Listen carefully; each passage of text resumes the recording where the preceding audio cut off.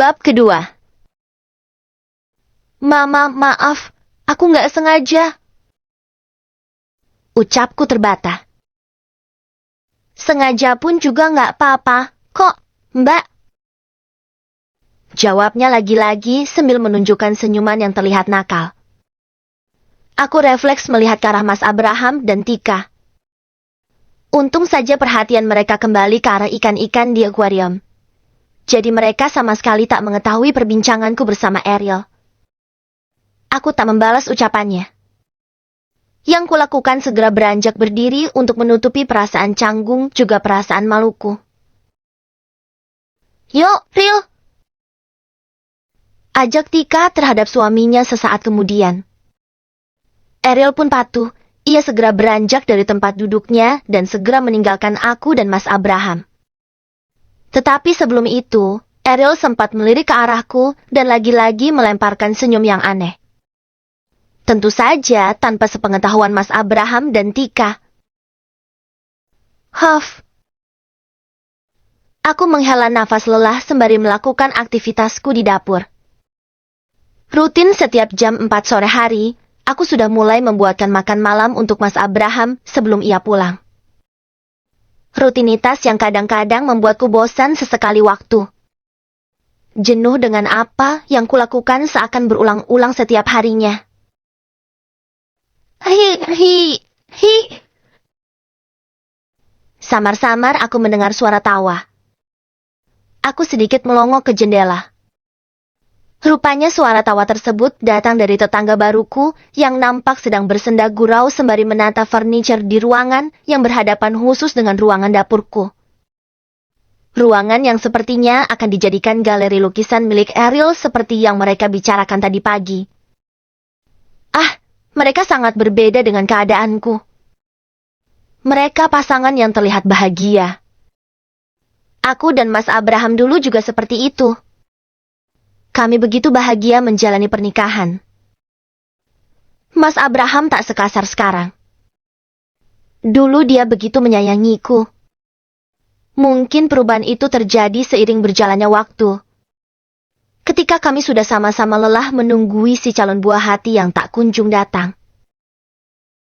Ini ditaruh di mana, Ril? Tanya Tika terhadap suaminya sembari menjinjing pot bunga berukuran sedang di tangannya. Ditaruh di sana saja. Ariel nampak menuding sisi tembok di sebelah kirinya. Tika nampak sempoyongan kerana kesandung sesuatu di lantai, dan tiba-tiba saja. Piar. Pot yang dibawanya jatuh dan pecah begitu saja. Kamu tak apa-apa? Ariel nampak menghampiri Tika. Ia refleks merangkul tubuh istrinya tersebut sembari memperlihatkan ekspresi kekhawatiran. Aku tak apa-apa. Jawab Tika. Udah, Gih. Kamu duduk aja. Ya, di sini. Kamu tak perlu ikutan beberes. Biar aku saja yang ngerjain semuanya. Lagian, aku juga tak ingin kamu sampai kecapekan. Ucap Ariel setelah memapah tubuh Tika untuk berjalan mendekat ke arah kursi di ruangan tersebut. Ariel sama sekali tak menunjukkan ekspresi marah di wajahnya ketika sang istri menjatuhkan pot bunga, hingga membuat lantai di ruangan tersebut jadi begitu berantakan. Sungguh, sikapnya tersebut sangat berbeda jika dibandingkan dengan Mas Abraham. Jika suamiku, misal aku yang melakukan kesalahan tersebut, atau melakukan kesalahan sekecil apapun, pasti dia akan sangat marah besar dan mungkin akan memaki-makiku habis-habisan. Seandainya aku memiliki suami seperti dia. Tuturku lirih. Apa-apaan pikiranku ini? Bisa-bisanya aku memiliki pemikiran seperti itu. Aku segera menepuk-nepuk kepalaku yang kata Mas Abraham sama sekali tak memiliki otak. Tepat jam 11 malam aku terus mondar-mandir di dalam rumah menunggui kedatangan Mas Abraham yang tak kunjung pulang. Kemana dia? Sedang apakah dia? Batinku begitu khawatir. Oh, tidak. Apakah jangan-jangan suamiku sebenarnya adalah seorang babi ngepet? Dan malam ini dia ketahuan warga, lalu dihajar ramai-ramai oleh mereka. Pikirku mengada-ada. Aku terduduk di sofa ruang tamu. Kurai handphone yang semula bertengger di atas meja di hadapanku. Aku mencari nomor Mas Abraham. Aku berusaha meneleponnya. Tetapi sayang, panggilanku hanya terabaikan begitu saja. Hohamem. Aku menguap. Mataku pun sudah terasa berat. Tetapi aku tak akan mungkin bisa tidur tenang sebelum Mas Abraham pulang ke rumah. Maka aku pun memutuskan akan terus menungguinya. Mungkin sembari aku tiduran di atas sofa yang tengah kududuki ini. Brak, brak, brak. Terdengar suara gaduh. Aku pun spontan terbangun dari tidurku. Ah, mungkinkah Mas Abraham sudah pulang? Batinku sembari kulihat jam di dinding sudah menunjukkan pukul 1 dini hari. Brak, brak, brak. Suara itu terdengar kembali. Dan kali ini diiringi oleh suara teriakan Mas Abraham. Aupi, buka pintunya. Aku pun segera beranjak, segera berjalan menuju ke pintu. Mas Abraham.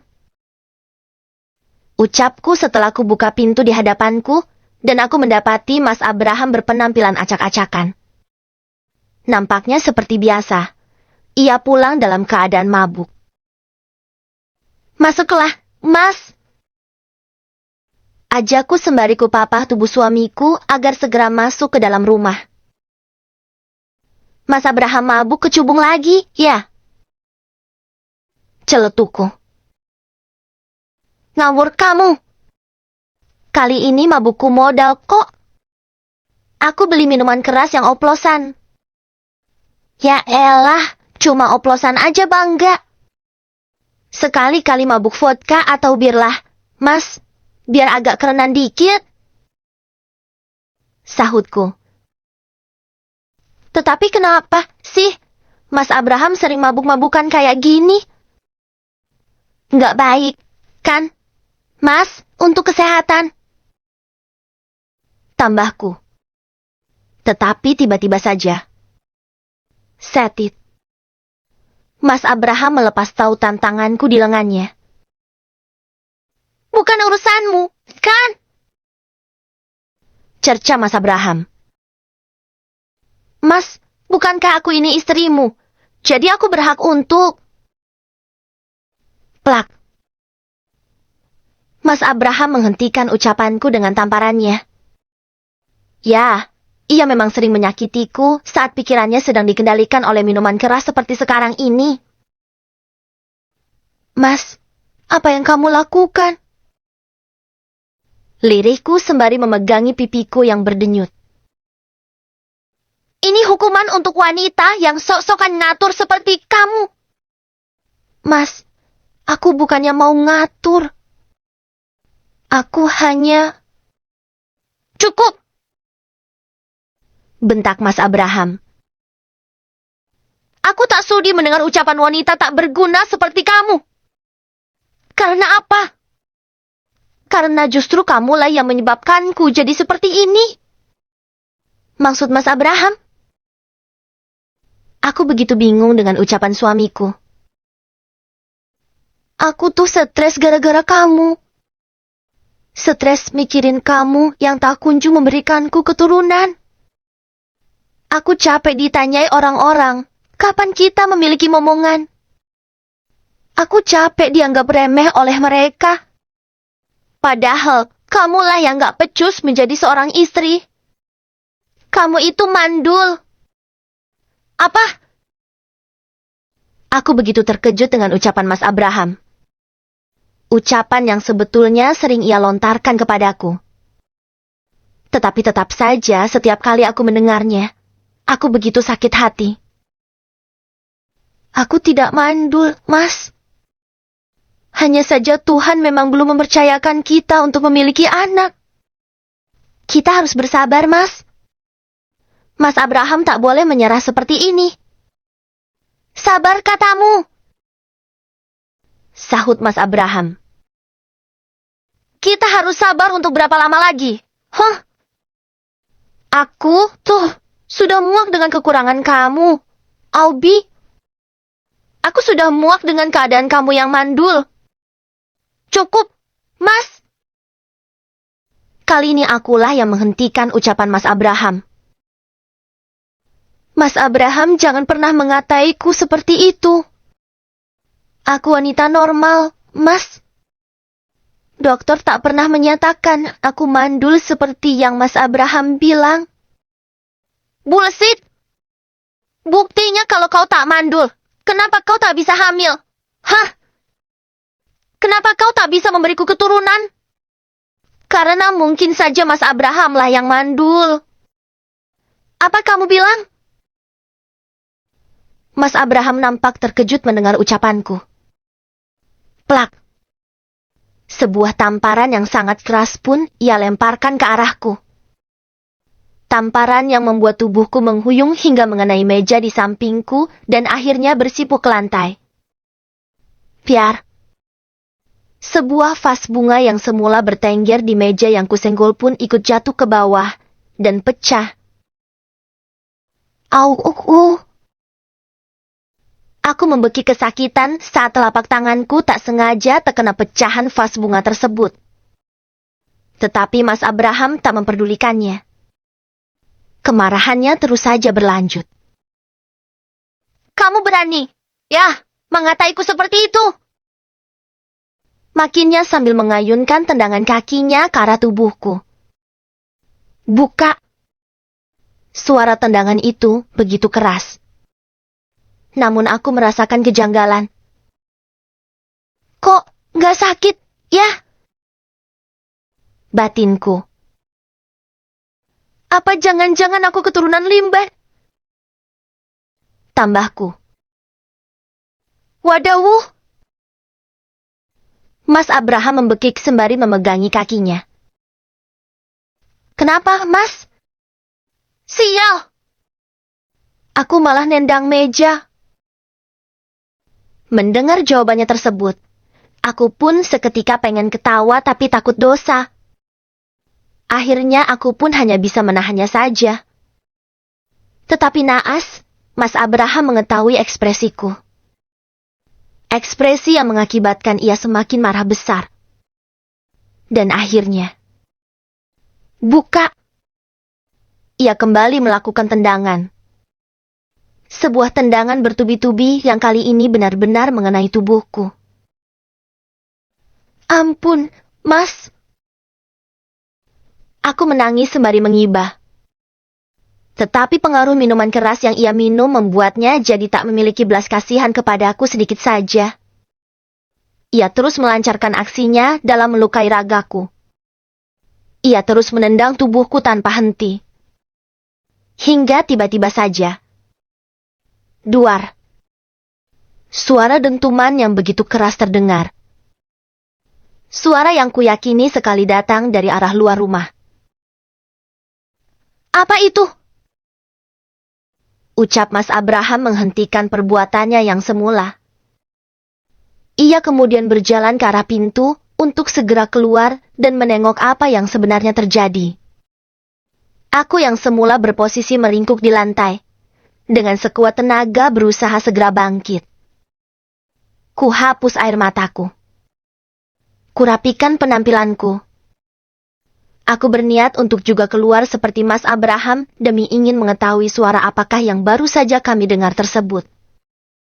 Cekrek. Pintu kubuka. Aku segera berjalan ke halaman. Berdiri tepat di samping Mas Abraham. Kini aku pun seketika menyaksikan sebuah mobil bertengger di pagar rumah kami yang terlihat rusak. Sepertinya mobil tersebut baru saja menabrak pagar bercat putih itu hingga menyebabkan suara dentuman keras yang baru saja. Si pengemudi nampak keluar dari mobilnya yang terlihat peok. Tetapi begitu aku dan Mas Abraham melihat siapa si pengemudi tersebut, kami pun begitu terkejut. Rupanya dia adalah Ariel, tetangga baru kami. Maaf, Mas, aku nggak sengaja nabrak pagar kalian, ucap Ariel sembari berjalan ke arah kami. Kamu nggak hati-hati, ya? Timpal Mas Abraham bernada ketus. Nampaknya ia sedikit geram, tetapi masih berusaha ia tahan. Iya, nih, Mas. Habis ngantuk. Hei, jawab Ariel enteng sambil meringis. Tetapi tenang, Mas. Besok pagi-pagi sekali aku akan panggil tukang buat memperbaiki pagarnya. Aku akan bertanggung jawab penuh. Okelah kalau gitu.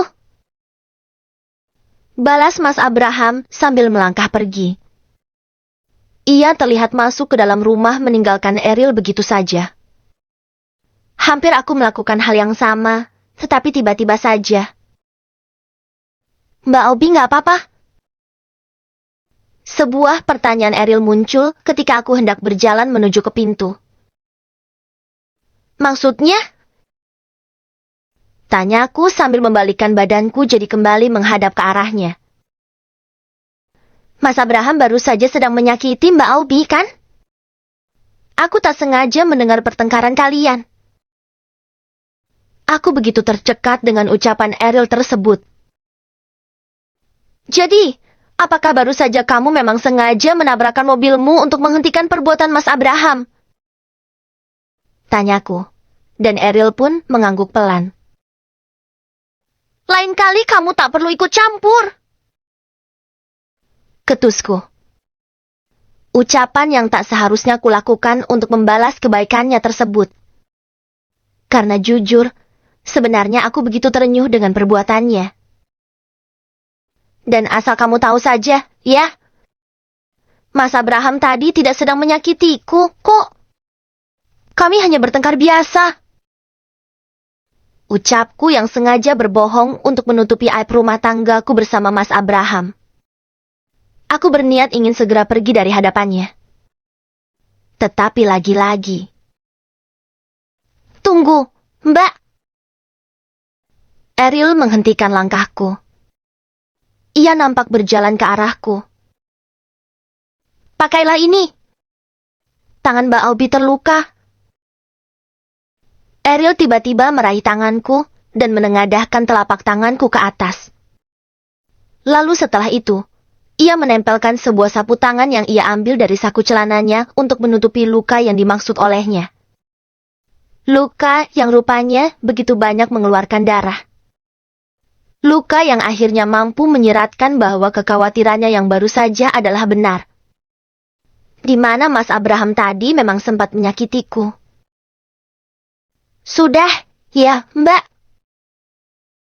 Ia segera melenggang pergi setelah melakukan hal yang membuat perasaanku tiba-tiba tak menentu. Ariel, tunggu! Kali ini giliran aku yang menghentikan langkahnya. Ia pun bergegas menengok ke arahku. Ya, Mbak. Makasih, ya. Ucapku lirih juga dengan nada terbata. Lalu setelah itu, aku segera berjalan pergi dengan langkah sedikit berlari. Bab ketiga. 3. Aku terbangun kala menghirup aroma kopi yang menyengat. Aku melihat Mas Abraham tengah duduk di sisi ranjangku. Ia langsung melemparkan senyumannya ke arahku. Kau sudah bangun, sayang? Ucapnya sambil mengelus keningku. Iya, Mas. Aku pun beranjak terduduk. Ini, Mas buatin kopi buat kamu. Mas Abraham mengulurkan kopi yang semula bertengger di atas nakas ke arahku. Aku pun segera menerimanya, dan segera menyeruput kopi buatan Mas Abraham tersebut.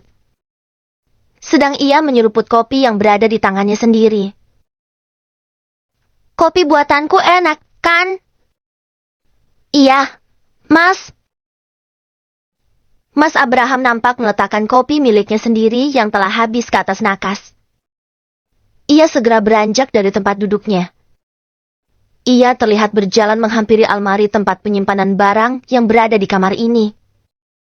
Rupanya, Mas Abraham tengah berniat mengambil kotak P3K yang berada di dalam almari tersebut. Setelahnya, ia pun kembali ke hadapanku dengan menenteng peralatan kesehatan tersebut. Ulurkan tanganmu, sayang! Ucap Mas Abraham begitu ia duduk di tepi ranjang, tepat di hadapanku. Aku pun patuh. Aku segera mengulurkan tanganku ke arah Mas Abraham. Ini sakit banget ya? Mas Abraham menunjuk lukaku yang semalam. Luka akibat terkena pecahan vas bunga yang pecah. Iya, Mas. Jawabku sambil mengangguk kecil. Setelahnya, Mas Abraham nampak mengoleskan obat ke luka di telapak tanganku. Ia mengobatinya dengan gerakan yang begitu lembut dan sangat hati-hati.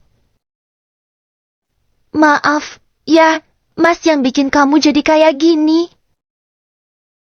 Lirihnya masih sambil melakukan aktivitasnya.